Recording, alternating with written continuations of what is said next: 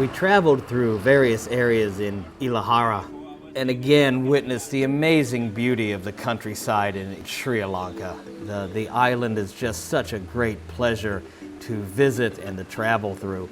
The next mining operation that we visited was one of the ones that again was right along the side of a road, and it was my most favorite mining operation of all of them that I visited. It was like watching perfect harmonization when we saw the miners working together.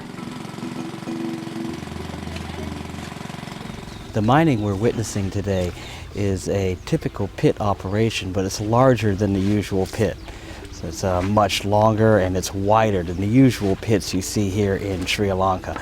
Now the gravels that they're bringing up to the top are brought to the two washing plants that we saw earlier, where you had the backhoe operators loading gravel into the sluice, and the other one where you had too much mud and not enough water for them to continue the operation. Watch how these miners work in unison together.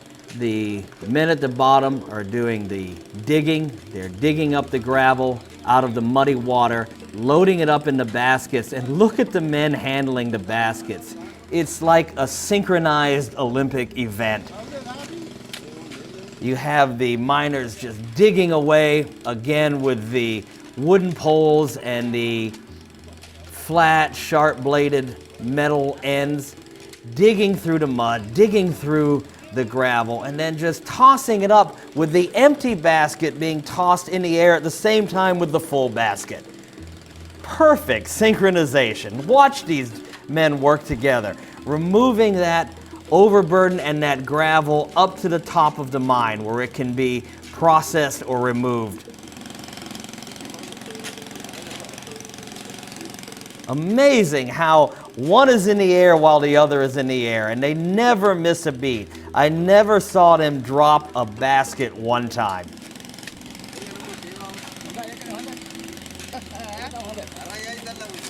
We watched and recorded these miners for a long period of time, and it was almost a hypnotic effect to see them mining the gravels and removing the gravels.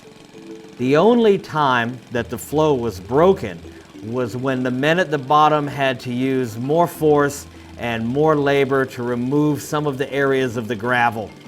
Then the baskets would stop for a very short period of time while they dug into the gem-bearing gravel and pulled it up from the mud so they could load it into the baskets.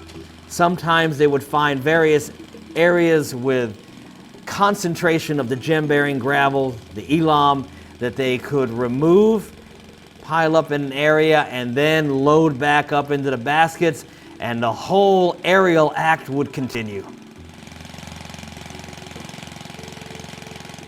Then we just stopped along the road when we saw another mining operation. This one was very close to a house where the property owner lived. It was on a small farm, and they were removing the overburden as they were just starting their shallow pit, and in some areas reaching some gravels, some gem-bearing gravels that were very shallow, other areas just removing the overburden. This was all done by hand again as they were using their scrapers to load up the baskets and then take it by hand, throwing it up on the shoulder and then carrying it out of the pit. Hard manual labor, as almost all of the mining is done in Sri Lanka. Very small percentage of the operations use mechanized mining. Most all of the operations in Sri Lanka that involve gem mining are done by manual labor. This is preferred by both the miners and by the government.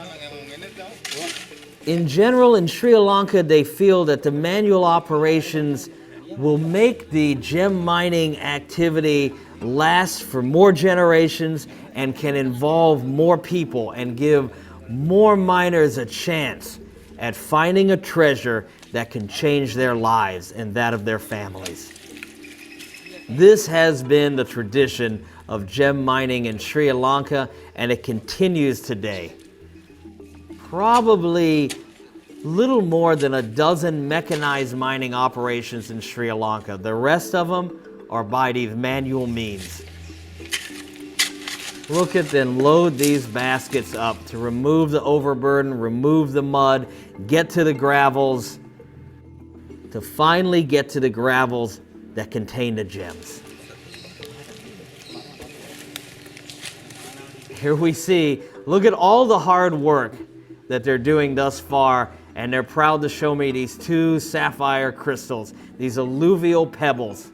When they hit the gem-bearing gravels, they hope to find greater concentration of these sapphire alluvial pebbles, and possibly the one big stone underneath all that mud in the gravels that's going to change all their lives. The property owner, the mineral rights owner, whoever will supply the water pump, and all the miners. All this work for possibly one day that they will find a great treasure. And this really drives the miners and drives the investment. The gamble of the money and the gamble of all this hard labor to find treasure. These people are truly treasure hunters in the modern world. Okay.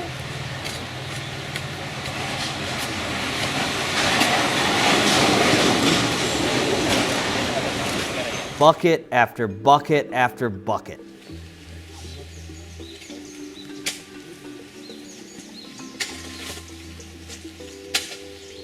To someday, hopefully, reach their treasure.